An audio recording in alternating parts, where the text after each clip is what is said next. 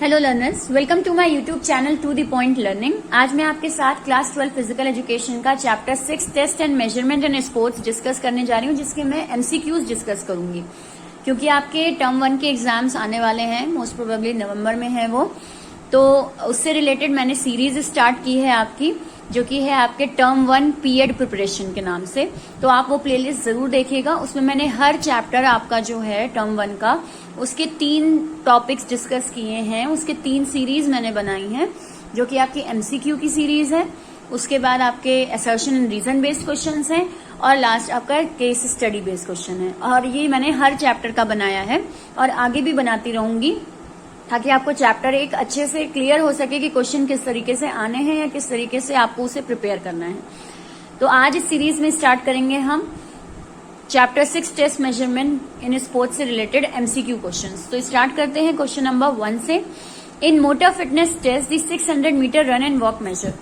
हम 600 मीटर का रन और वॉक जो मेजरमेंट होता है, हमारा टेस्ट होता है, वो क्या मेजर करता है?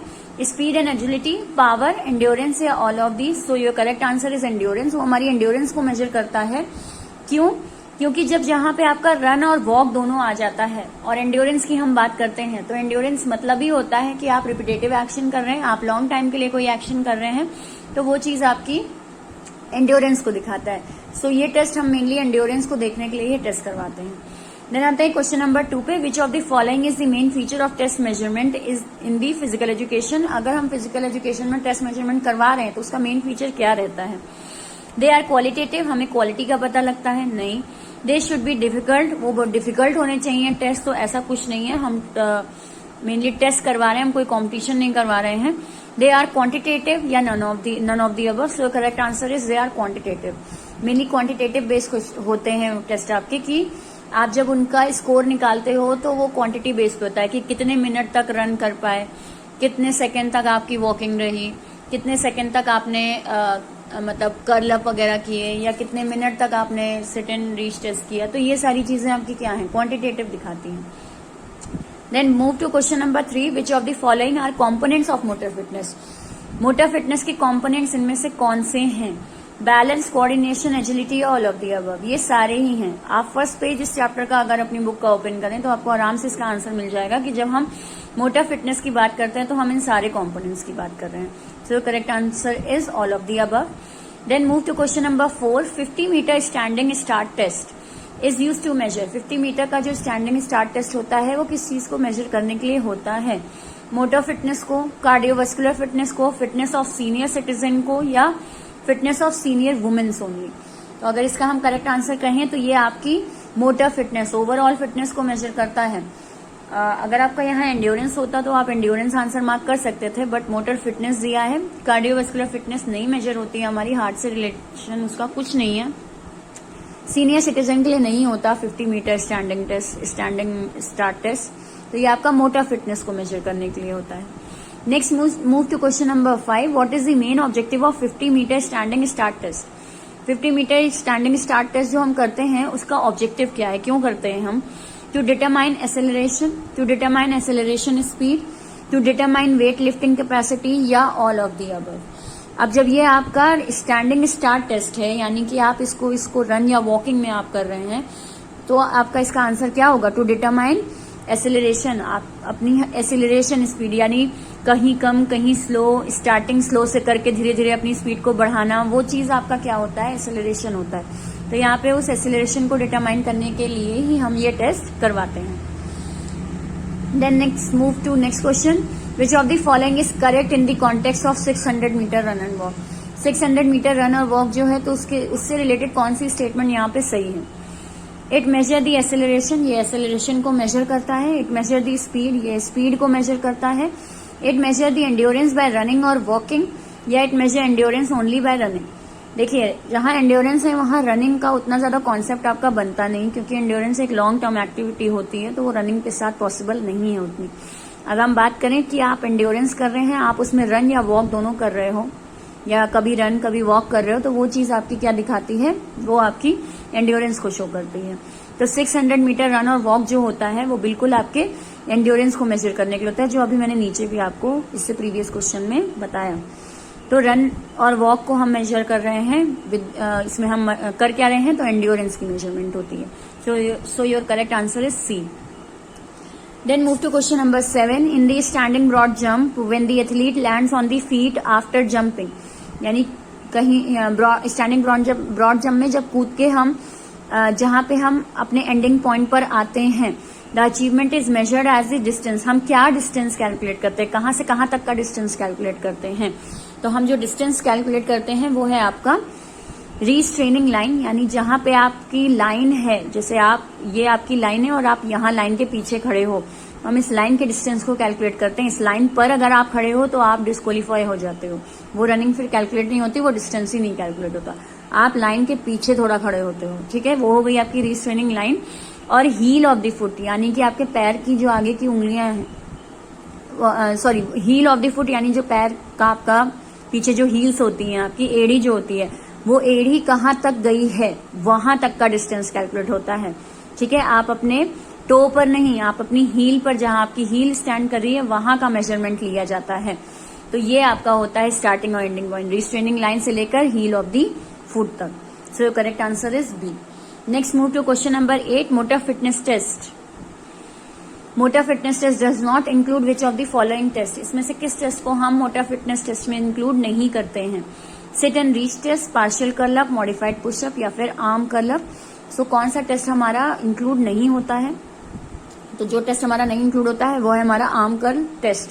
आर्म कर्ल टेस्ट जो है हमारा वो सीनियर सिटीजन के लिए होता है, वो मोटर फिटनेस को टेस्ट करने के लिए नहीं होता है. देन आते हैं क्वेश्चन नंबर 9 पे. Sit and reach test measure the flexibility of the. Sit and reach test measure करता है फ्लेक्सिबिलिटी ऑफ दी, किसकी flexibility, lower back and hamstring muscles, upper back and hamstring muscles, both A and B, या none of the above. तो lower back जो आपकी strength होती है, lower back को यानी कि रीढ़ की हड्डी जो आपकी है उसको मेजर करने के लिए, और हैमस्ट्रिंग यानी हैमस्ट्रिंग मसल्स होता है आपकी हाथ की मसल्स जो है वो कितनी ज्यादा फ्लेक्सिबल है उसको मेजर करने के लिए हम सिट एंड रीच टेस्ट कराते हैं. तो ये आपकी फ्लेक्सिबिलिटी को जनरली मेजर करता है. और लोअर बैक यानी जो जो आपके कमर की जो हड्डी है वो कितना ज्यादा टिल्ट हो सकती है, कितना ज्यादा आगे तक बढ़ सकती है, झुक सकती है, वो मेजर होता है इससे. नेक्स्ट आते हैं क्वेश्चन नंबर 10 पे. Sit and reach test is conducted to measure. Sit and reach test किस चीज को मेजर करने के लिए करवाया जाता है, फ्लेक्सिबिलिटी, मोटर फिटनेस, एंड्योरेंस या स्पीड. तो बिल्कुल आपका सिट एंड रीच अभी हमने पढ़ा फ्लेक्सिबिलिटी को मेजर करने के लिए होता है. ये दो फॉर्म्स में आपके क्वेश्चन इसके आ सकते हैं. देन आते हैं नेक्स्ट क्वेश्चन पे, जो कि आपके साथ डिस्कस करूंगी मैं क्वेश्चन नंबर 27, क्योंकि वहां से आपका थोड़ा टॉपिक अलग हो जाता है और मुझे पूरा चैप्टर कवर करना है, इसलिए अलग अलग जगह से मैं क्वेश्चंस उठा रही हूँ. The crediting for developing Harvard step test goes to, यानी हार्वर्ड स्टेप टेस्ट को स्टार्ट करने का सबसे बड़ा क्रेडिट किसे जाता है, तो यहाँ पे जो है वो है आपके ब्रोहा जो है, उन्होंने मेनली इस टेस्ट को स्टार्ट किया था. आप इस टेस्ट के बारे में जब पढ़ेंगे अपनी बुक में तो पहली या दूसरी लाइन में ही इनका नाम मेंशन है. तो ये भी याद होना बहुत जरूरी है कि किसने टेस्ट स्टार्ट किया था, किसने स्टार्टिंग की थी. तो इसमें जो आपका करेक्ट आंसर होगा वो है ब्रोहा.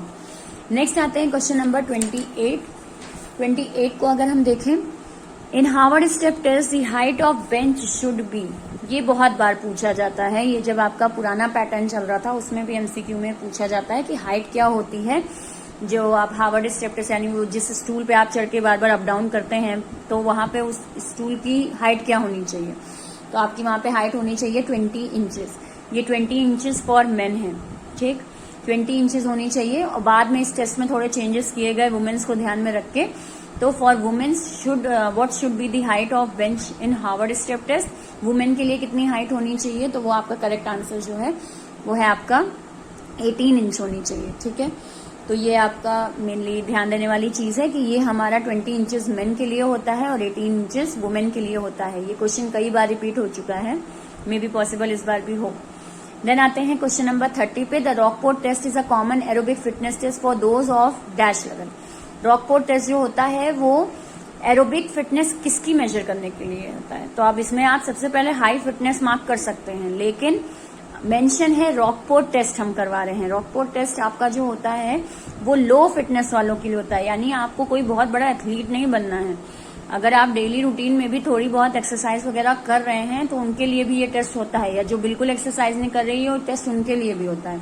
तो ये लो फिटनेस वालों के लिए होता है। एथलीट्स के लिए हम रॉकफोर्ट टेस्ट नहीं कराते कि आप अपनी मर्जी से कहीं वॉक करने लगो तो कहीं हल्की फुल्की रनिंग करने लगो, ये एथलीट को हम नहीं, उनका कुछ मेजर नहीं होगा इससे, राइट। तो ये लो फिटनेस वालों के लिए होता है ये टेस्ट। नेक्स्ट आते हैं question number 31। In Rockford test a track of dash meter is needed. हमें जो ट्रैक चाहिए होता है वो हमारा क्या होता है यहाँ पे रॉकफोर्ट टेस्ट को मेजर करने के लिए।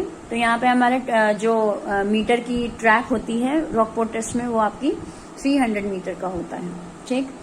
इसके बाद आते हैं हम नेक्स्ट क्वेश्चन पे, क्वेश्चन नंबर 40 पे मूव करते हैं। द 6 minute walk test for senior citizen is design to test दी।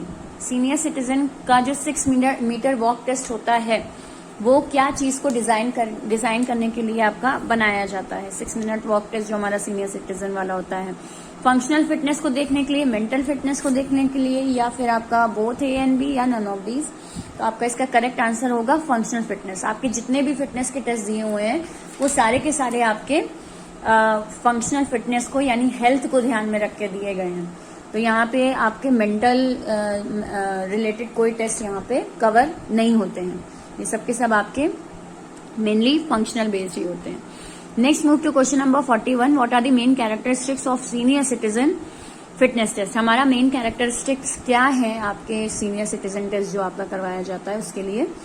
तो यहाँ पे सेफ है, इंजॉयबल है, रिलायबल है, मीट साइंटिफिक स्टैंडर्ड यानी साइंटिफिक स्टैंडर्ड को भी मीट करता है, साथ साथ रिलायबल भी है और इंजॉय भी करते हैं इसको सीनियर सिटीजन परफॉर्म करते वक्त। तो ये सारी चीजें ही कवर होती हैं, इसलिए आपका करेक्ट आंसर क्या रहेगा, आपका करेक्ट आंसर रहेगा all of these, all of the above is the correct answer.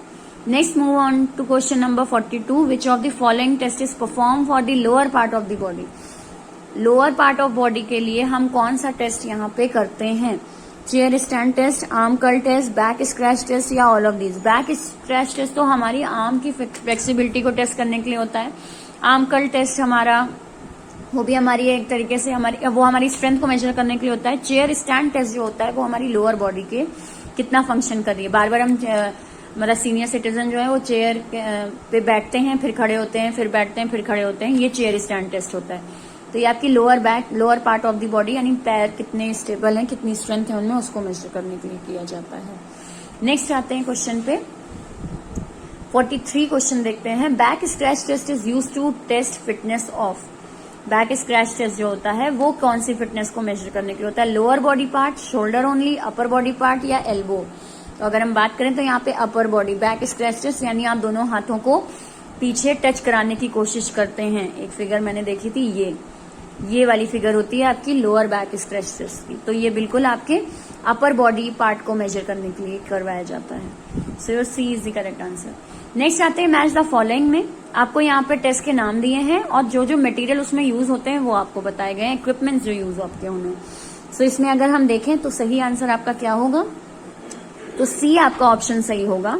C option क्यों सही होगा, पहले इजी को इजी से हम मिलाते हैं थोड़ा, कि सिट एंड रीच टेस्ट जो हम करवाते हैं, ठीक है, वो हम किस लिए कराते हैं। सिट एंड रीच टेस्ट आपकी फ्लेक्सो मेजर यानी फ्लेक्सिबिलिटी को मेजर करने के लिए होता है, यानी सी का 2 होगा आपका।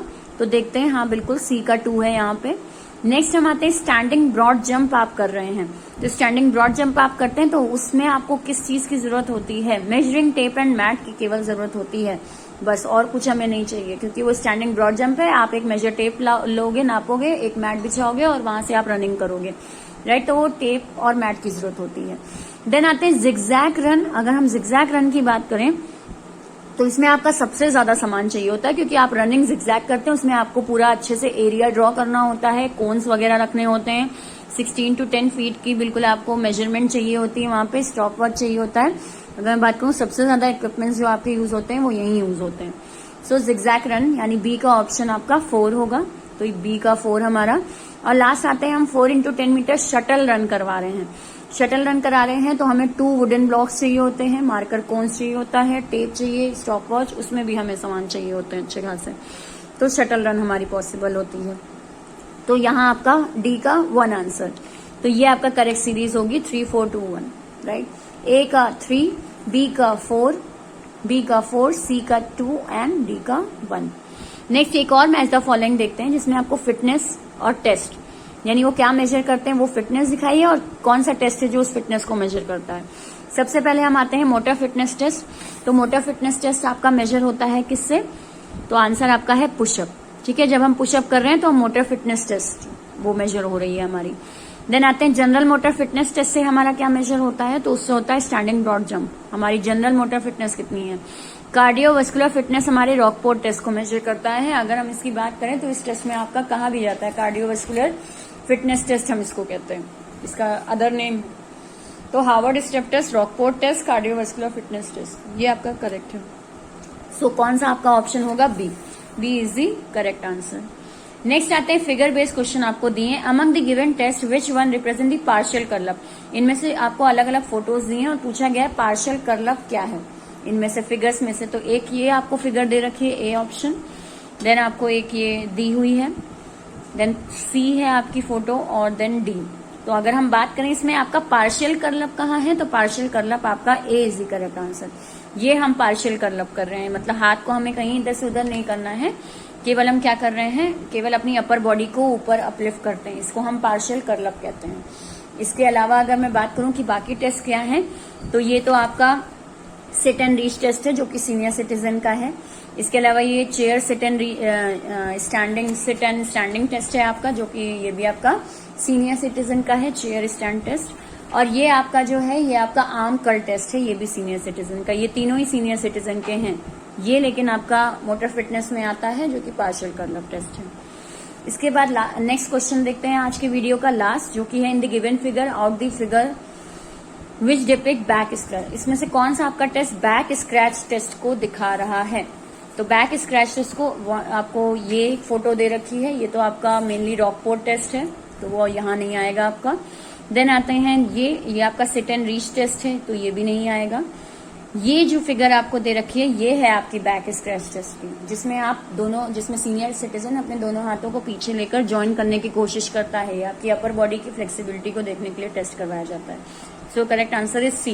डी को भी देख लेते हैं, ये आपका सिट एंड रीच टेस्ट है, ये मेनली आपकी फ्लेक्सिबिलिटी को मेजर करें। सिट एंड रीच नहीं, बेसिकली हम कहें तो मोटर फिटनेस में आता है, और ये सीनियर सिटीजन का टेस्ट नहीं है, इस टेस्ट का नाम senior sit and reach test है, जिसमें आपकी ये जो फ्लेक्सिबिलिटी होती है, हाथ की हैमस्ट्रिंग की फ्लेक्सिबिलिटी और ये बैक की फ्लेक्सिबिलिटी मेजर करता है।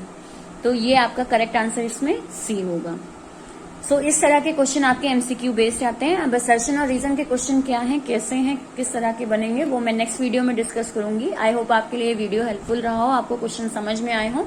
अगर आपको कोई भी डाउट है या कोई भी क्वेरी है आपकी, तो कमेंट सेक्शन में जरूर लिखें मुझे, और मेरे चैनल को सब्सक्राइब जरूर करें अगर अभी तक नहीं किया है, क्योंकि आपके पीएड टर्म 1 से रिलेटेड प्रिपरेशन पूरी यहाँ मैं आपकी करवाऊंगी और डेली बेस पे कराती हूँ। तो आप बिल्कुल इसे सब्सक्राइब कर लें, बेल आइकन पे जरूर क्लिक करें ताकि लेटेस्ट नोटिफिकेशन आप तक पहुंचे जैसे ही वीडियो अपलोड हो। और ज्यादा से ज्यादा मेरे चैनल को शेयर करें अपने फ्रेंड्स में, अपने क्लासमेट्स में, ताकि उनके चैप्टर्स, उनके कॉन्सेप्ट्स भी क्लियर हो सकें। So thank you and have a nice day.